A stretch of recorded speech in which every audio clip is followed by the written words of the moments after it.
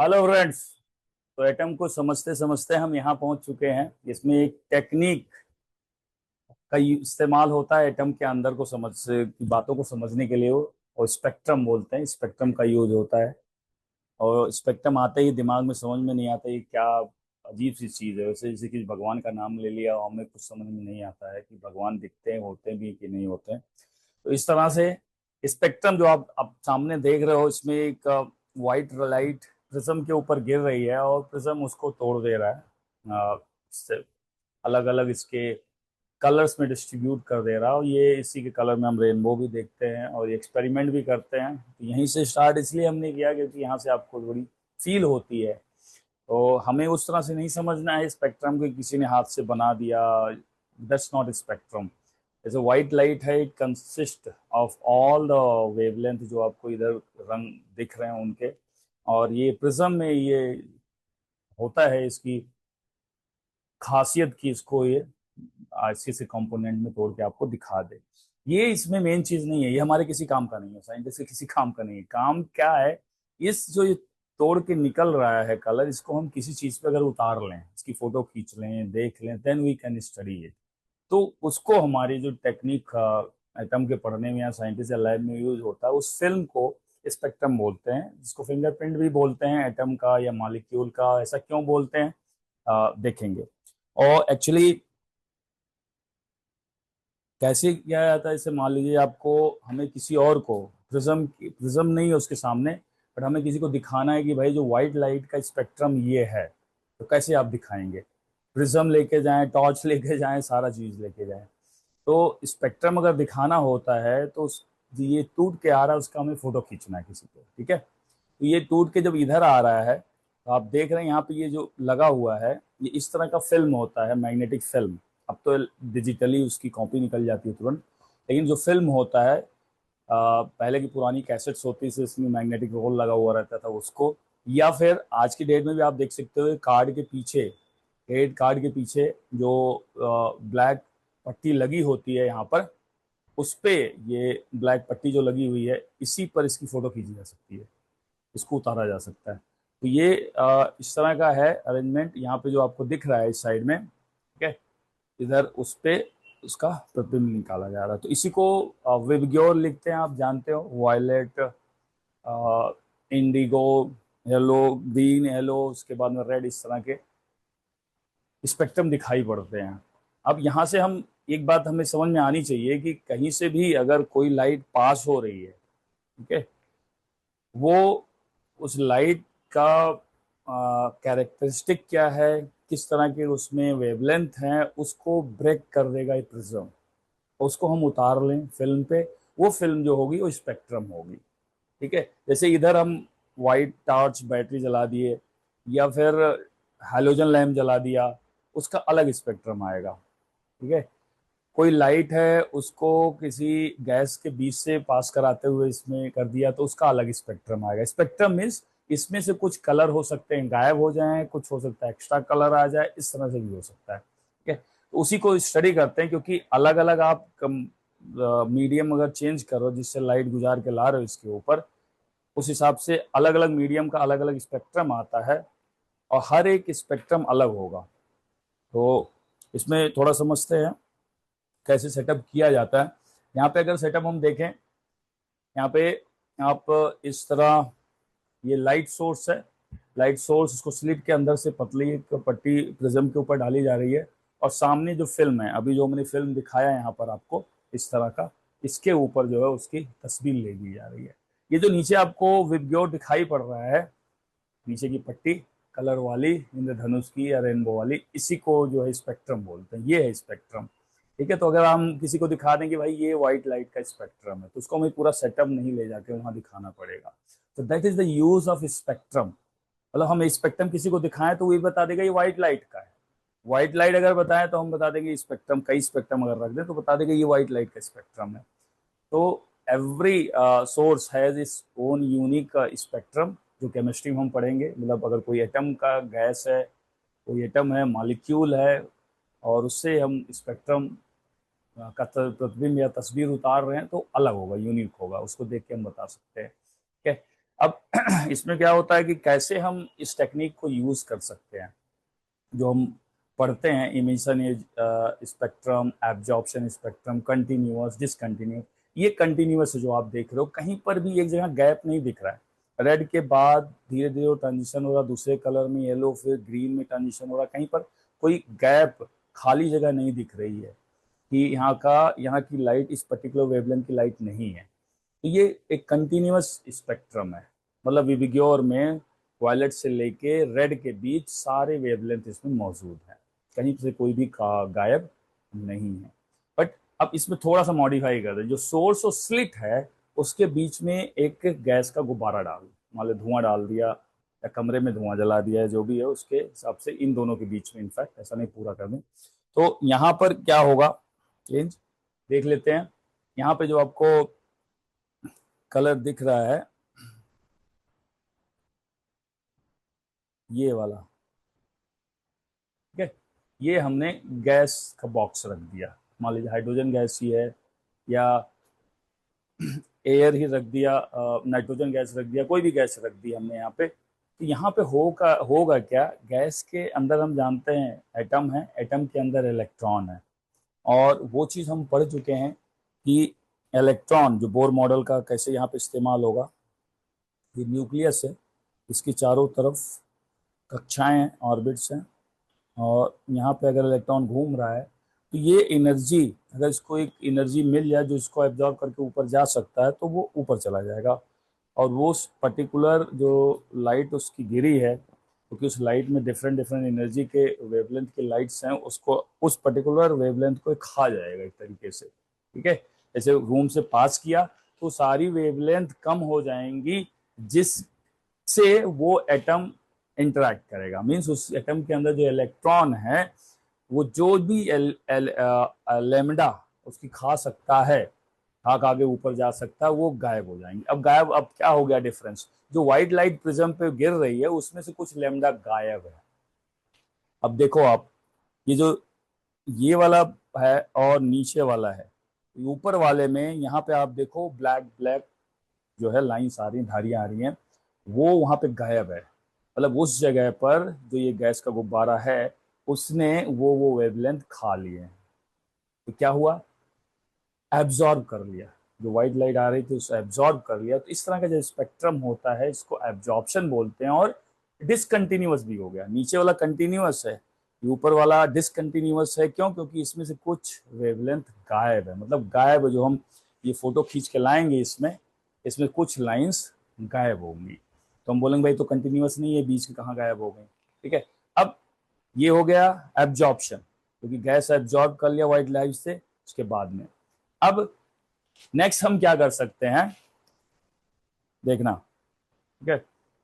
वही सिचुएशन थी, हमने सोर्स को हटा दिया। अब सोर्स को जो हटा दिए आप, सोर्स देखें इस साइड में, यहाँ पे जो है जो सोर्स लगा हुआ है उसको हटा दिया। अब जो गैस का गुब्बारा है उसके ऊपर लाइट पड़ी है या उसको आपने हीट कर रखा है, तो उसके इलेक्ट्रॉन अंदर थे हायर लेवल पे गए हुए हैं, हायर लेवल पे गए हैं, मतलब हाई एनर्जी में है। और कोई भी चीज़ हाई एनर्जी में नहीं रहना चाहती है, तो वो कोलाइड करेंगे, गैस के पार्टिकल या एटम के पार्टिकल, उसके इलेक्ट्रॉन नीचे एनर्जी लेवल पे आएंगे। उस दौरान वो एनर्जी बाहर, रेडिएशन बाहर फेंकेंगे, मतलब फोटोन बाहर फेंकेंगे, कुछ लेमडा बाहर आएगी। और वो लेमडा क्या होगी, उनके गैप के बराबर, एनर्जी के बराबर। और वही एग्जैक्ट लेमडा आपको दिखाई पड़ेगा, वही लाइट आएगी, क्योंकि आप सोर्स तो हटा चुके हो। जो भी लाइट आने वाली है उस गैस के मॉलिक्यूल से आएगी, तो गैस के एटम से या मॉलिक्यूल से आएगी। तो उसको फिर से प्रिज्म पे जब गिराया, तो क्योंकि कोई लाइट जा नहीं रही है तो हमको पूरी ब्लैक दिख रही है, ठीक है। ये जो है ब्लैक है, पूरी ब्लैक दिख रही है। उसमें जो लाइन सब आ रही हैं वो गैस वाली लाइन आ रही है, व्हाइट लाइन नहीं, ठीक है। इधर जो है आपका, इस साइड जो दिख रहा है ये व्हाइट लाइट है, और उसमें से कुछ ब्लैक वाली गायब हो गई, मतलब पट्टी आपकी सादी नहीं है, खाली नहीं है, मतलब इसके ऊपर पूरा व्हाइट लाइट का बैंड बन चुका है, उसमें से कुछ कुछ आपने गायब कर दिया, ठीक है। इधर वाले में क्या है, इधर वाले में खाली है, इसके ऊपर कोई लाइट नहीं गिर रही है। जो भी लाइट आ रही है वो गैस से आ रही है। तो अगेन दिस इज डिसकंटिन्यूअस, क्योंकि इसमें ढेर सारे स्पेक्ट्रम लेमडा गायब है। और जो लाइंस आ रही हैं वो डिस्क्रीट है, कंटिन्यूअस नहीं है। ऊपर से ये इलेक्ट्रॉन के नीचे जाने से, मतलब उसके एमिशन से हो रहा है, एनर्जी निकल रही है, इसलिए इसको एमिशन स्पेक्ट्रा बोलते हैं। तो आप समझ रहे हैं, एब्जॉर्प्शन, एमिशन, कंटिन्यूअस, डिसकंटिन्यूअस, ये दो अलग टाइप के क्लासिफिकेशन हो गए। ठीक है, सो इसका यहाँ पर क्या यूज है, हाँ ये चीज है।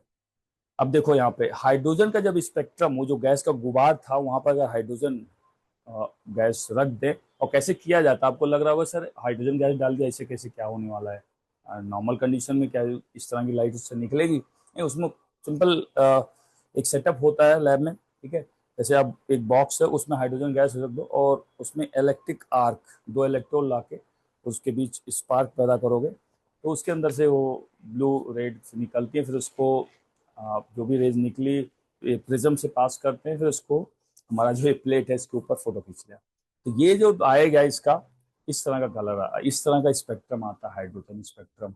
तो ये जो आप देख रहे हैं एग्जैक्ट इनफैक्ट एग्जैक्ट लैब का इमेज है, तो आप यहाँ से फील ले सकते हो कि ये स्पेक्ट्रम जो हमारे काम का है। अब इस तरह का स्पेक्ट्रम और किसी एटम का नहीं होता, या कोई और एटम इस तरह का स्पेक्ट्रम नहीं देता। मतलब अगर आपको दिखाएं तो इसके देखिए नीचे लेमडा लिखा रहता है, बिना इसके ये स्पेक्ट्रम अधूरा है। जब अभी कभी भी आप स्पेक्ट्रम बताते हो तो उसके से लेमडा, ठीक है, लेमडा की वैल्यू लिखी रहती है।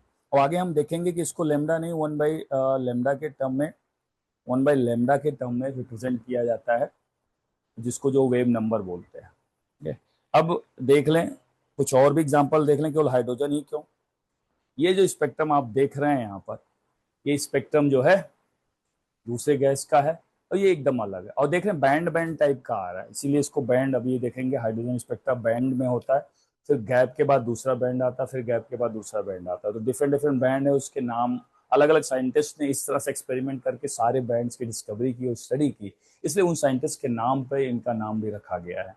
तो हाइड्रोजन स्पेक्ट्रम में हम देखेंगे कितने बैंड क्या होते हैं।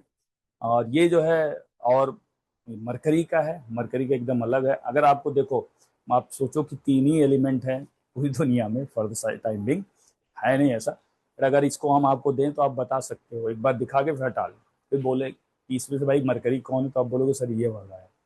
हाइड्रोजन का कौन सा है सर, जो है इधर वाला है। ठीक है, तो सेंटर वाला क्या है, नियॉन है।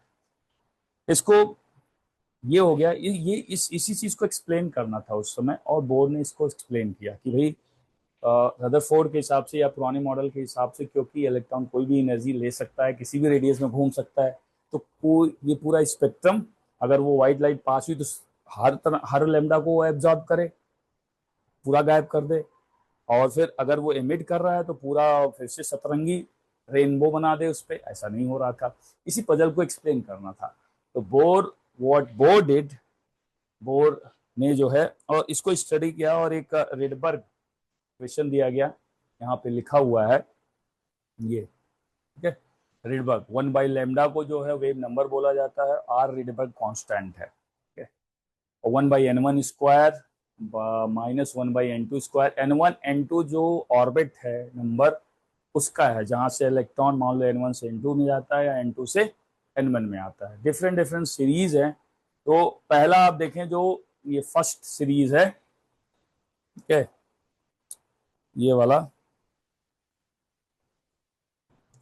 दिस वन, ये बैंड जो है इसको लाइमन सीरीज बोलते हैं। लाइमन ने इसको स्टडी किया था, उन्हीं के नाम पे इसका नाम रखा गया। अब इसमें सारी radiation N equal to one ground level पे गिर रही हैं, कहाँ से आ रही, टू थ्री फोर इनफाइनाइट कहीं से आए, अगर फर्स्ट पे आया तो लाइमन में जाएगा। और ये जो है किस ब्रैकेट में पाया जाता है, यूवी, यूवी अल्ट्रा वायलेट जो रेंज में इसकी रेडिएशन पाई जाती हैं। सो बामर ने दूसरा सीरीज ये विजिबल, ये हाइड्रोजन के लिए है, विजिबल रेंज में इलेक्ट्रोमैग्नेटिक स्पेक्ट्रम के पाया जाती हैं इसके रेडिएशंस, विजिबल लाइट इसमें अपीयर होती है जब हाइड्रोजन, बाकी के स्पेक्ट्रम आप नेकेड आई से नहीं देख सकते, उसको जो है बाकी जो है इस तरह के फिल्म पे आपको उतारना पड़ता है, फिर उसको आप प्रिंट आउट ले सकते हो, फोटो बना सकते हो, जो भी है।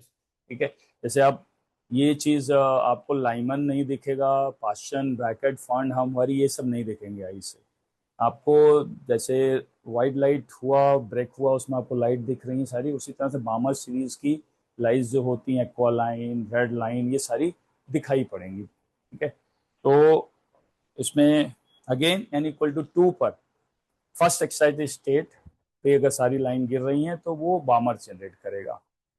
उसके बाद में N third second excited state पे अगर गिर रही हैं तो पास्चन जनरेट करेगा।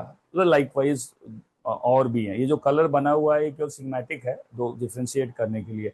ऐसा नहीं है कि फॉन्ट रेड कलर का होता है, ब्लू है, ग्रीन है। इनफैक्ट इनकी लाइट ही नहीं है, तो बामर में ही फर्स्ट 5 लाइन हाइड्रोजन की कलर पाई जाती है विजिबल रेंज में, जो हमारी ह्यूमन आई इसको देख सकती है। ठीक है, तो इसमें एक चीज आता है न्यूमेरिकल। जैसे यहाँ पे जो फार्मूला लिखा हुआ बच्चे, कई बोलते हैं N1 सर ग्राउंड होगा, N2 क्या होगा। एक सीधा सा फंडा है इसमें, लैम्डा निगेटिव हो नहीं सकता। रेडबर्ग कांस्टेंट एग्जाम में दिया रहेगा। ठीक है, रेडबर्ग कांस्टेंट अलग से टेबल में, तो इसको रटने की बहादुरी करने की जरूरत नहीं है। और इसकी वैल्यू चेंज होती रहती है, एक्चुअली अलग अलग होती है, तो एक फिक्स वैल्यू नहीं होती है। 1/λ इसको वेव नंबर बोलते हैं। अब N1 N2 पॉजिटिव सब बनाने के लिए क्या करना होगा भाई? N1 should be smaller than N2। आप चाहे एमिशन हो या एब्जॉर्प्शन हो। ठीक है, अब यहाँ पे N1 N2 जो भी लिखा, तो N1 पॉजिटिव आने के लिए N1 should be smaller than N2, तभी 1/N1 square will be greater than 1/N2 square, और हमारा पॉजिटिव आएगा। मीन्स अगर फॉर एग्जाम्पल केस लेते हैं, ये ट्रांजिशन है, ये क्या होगा? एमिशन। ठीक है, इसको लेते हैं, इलेक्ट्रॉन नीचे से ऊपर गया। ठीक है, यहाँ पे क्या होगा? एब्जॉर्प्शन। तो N1 N2 में पढ़ना ही नहीं है आपको। यहाँ पे लेमडा क्या होगा भाई? 1/λ इक्वल टू आर, पॉजिटिव आना चाहिए। ठीक है, तो अगर मान लो ये n इक्वल टू 3 है और n इक्वल टू 5 है, और ये भी वही सेम 3 और 5 है, तो हमें पॉजिटिव रखना है। तो ये वैलिड है दोनों के लिए फॉर्मूला, बस आपको थोड़ा सा अपना एप्टीट्यूड लगा के यहाँ पे रखना है चीज़ों को प्रॉपरली। बस ये याद रखना कि पॉजिटिव आए। पॉजिटिव आने के लिए क्या होगा? 1/3 स्क्वायर माइनस 1/5 स्क्वायर, दोनों केस पॉजिटिव होना चाहिए। You can not right it like 1/5 square minus 1/3 square, तो उस केस में क्या होगा? निगेटिव आ जाएगा। It should not be negative, lambda की वैल्यू आ जाएगी, और इसको म्यू बार या वेव नंबर भी लिखते हैं। ठीक है, तो ओके, तो this is something Bohr model से इसको एक्सप्लेन किया गया। तो मेन इसमें जो प्रॉब्लम आती है, वो प्रॉब्लम यही है कि स्पेक्ट्रम को समझने में प्रॉब्लम आती है।